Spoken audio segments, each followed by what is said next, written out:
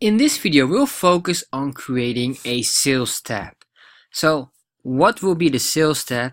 If you look at our purchase tab, the sales tab will consist exactly the same things, except now we will have sales. So that means that it will impact our quantity of the stock negatively, meaning that it will go down in value, or the amount of quantity. So if we sell 100 pieces of apples, it should be 700. So this will be automatically calculated, and the amount, or the purchasing amount here, will also be impacted.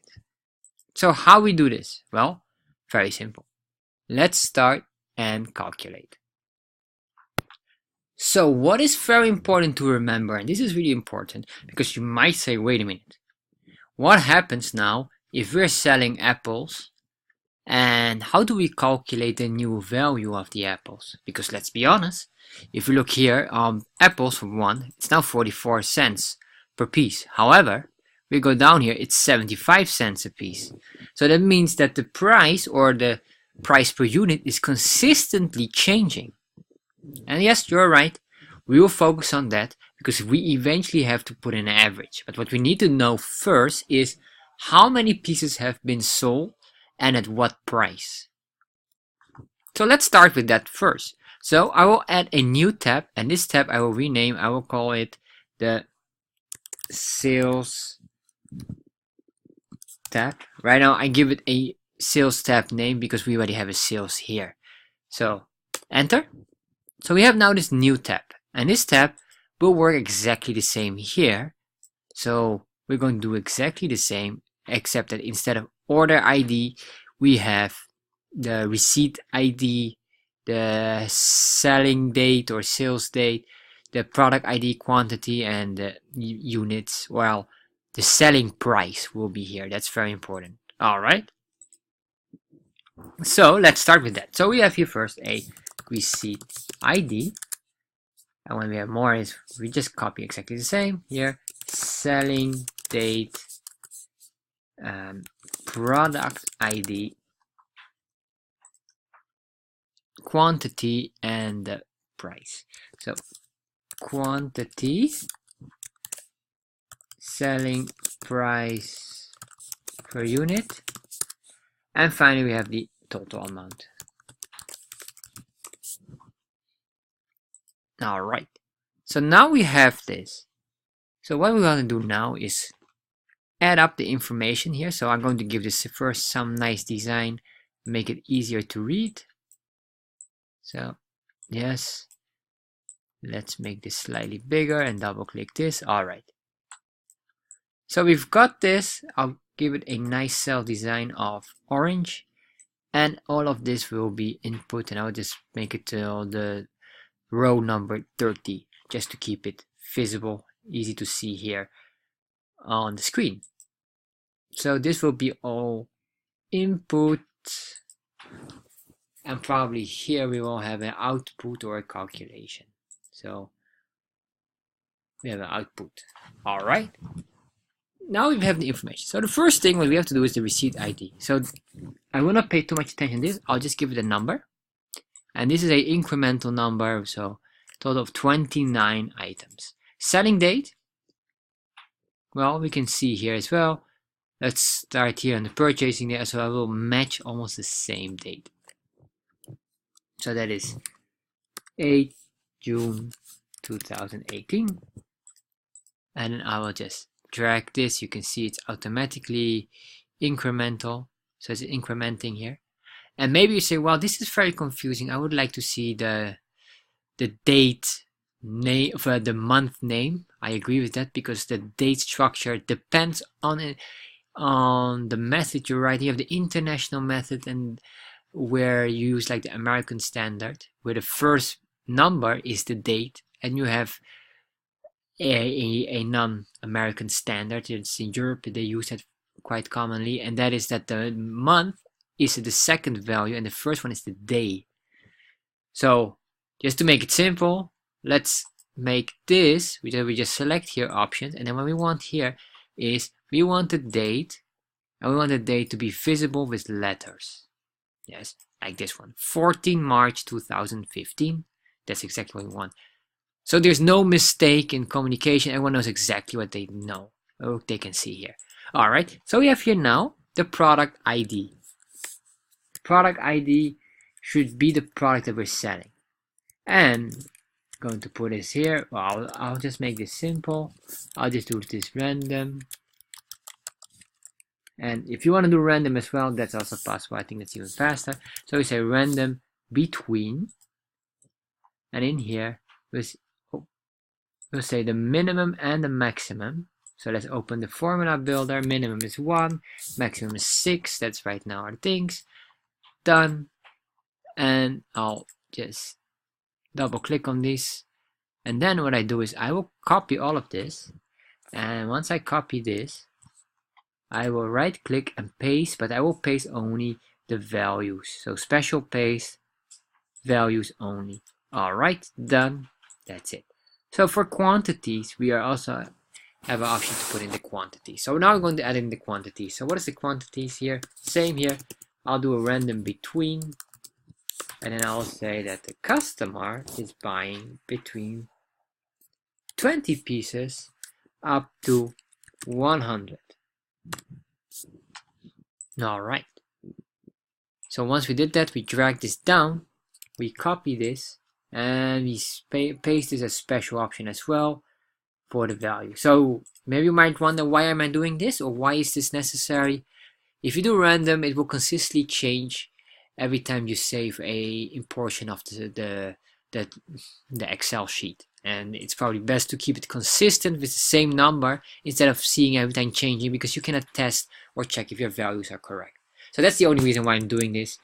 You can leave it if you want, but it's recommended to have this solid numbers instead of a random number that changes every few seconds because of some changes you make on the Excel sheet. Next, so selling price per unit. So probably this will be very consistent. What I mean by that is that probably you will have a price that you sell, and that is a very consistent price. All right, so just ignore that one. So meaning that the price will always be a fix, let's say $1 or $2. So let's go to our purchasing, and you can see our purchasing here is not more than $1. I think the highest one right now is 75. I see here that 76, and that's fine. Oh, 80 even. So that means here as well, it's almost $1. So that means that our sales price should not be lower than that amount. If we do have that, it will mean you make a loss. So we're going to sell this for a minimum of $1.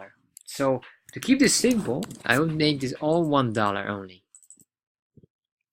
And then what we do is we'll give it a value, dollars, and then we calculate the formula. All right, quantity multiplied by the amount of unit or price per unit that's the amount. Let's give it a dollar sign, and nice, there it is. So you can see this is the selling price. All right, this is beautiful, and now we're almost done. So we have the sales tab, we have the purchasing tab, and we have the stock. So now is the question, what is really the value that we have for our apples? So if you see this, you might get confused from, wait a minute, there's so many different pricing. So let's start with the quantity first. So we have here the quantity, and what we want to do now is here, quantity. We're going to calculate the quantity of all the sold products. Once you know all the sold products quantity, you can easily calculate here what is the remaining quantity.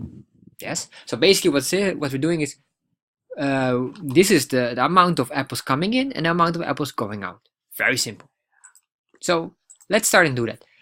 To do that, we don't have to adjust much of our tab here. But what we do need to do is we need to sum if all the apples coming in and sum if all the apples going out. Meaning, and if you followed the videos from previous these sessions, you will understand how to do this. So what we have to do here is just, this is all the total apples we have already in stock, and now we need to deduct how many we sold.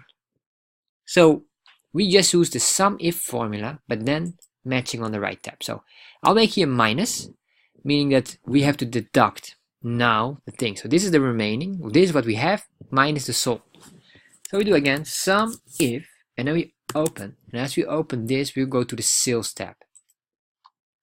And in the sales tab, what we want to do is we will sum if the following value, and let's open up our formula builder. All right, so we have our sales tab. So what's the range? Very simple. Product ID, and until the amount, you can get anything you want.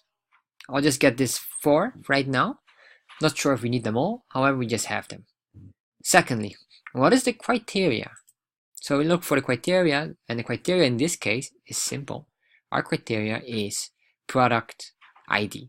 So you can see it's already selected here on the previous sum if, and now we do it again. So we click here as well.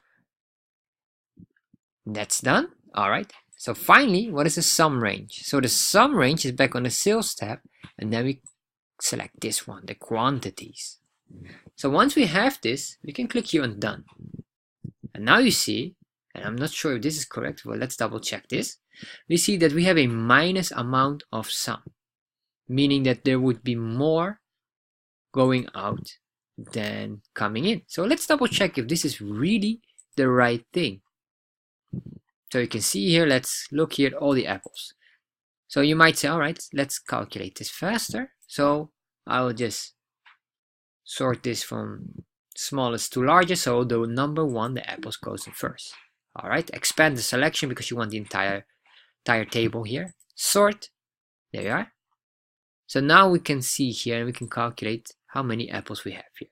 So if I calculate this correctly, you can see here the sum, it counts 9 cells and a total of 625 apples.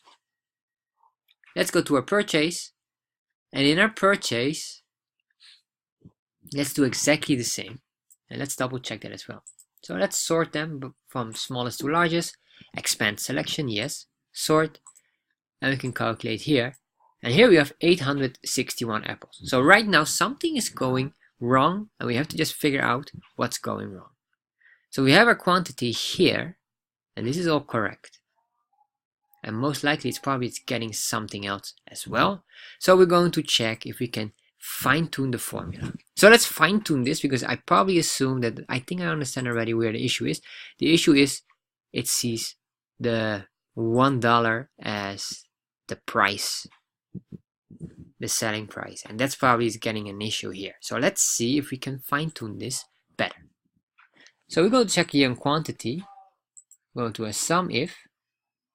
No, we can close this and no, just ignore that for now. And let's go back here to our sales tab, and I want to open the formula builder as well so we have everything correct. Alright, so we see here the sales tab. Let's go to the sales tab.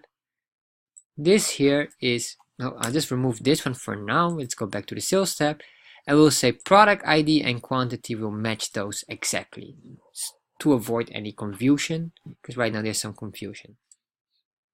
And that's probably because the product ID is a number, and that can be very confusing if you have more numbers. If this would be a letter like A1 for Apple, probably would be better.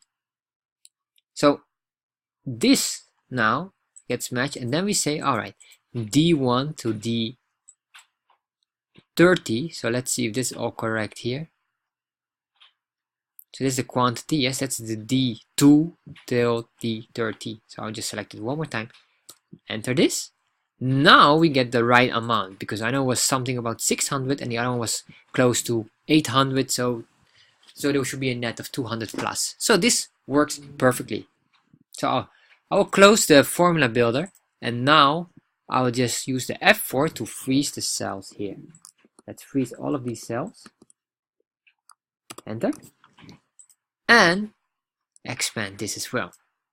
So you can see now we have everything that's correctly working. So now we have the first part. So the next part we're going to focus on the amount, because the amount works slightly different, because we need to use the average price per apple or the average price per product instead of a fixed rate, because we have multiple different rates, and that's very important. So if you like things about Excel and you would like to know more about Excel, check out the link below. There are multiple courses at a special rate, and you can explore a lot about new things for Excel.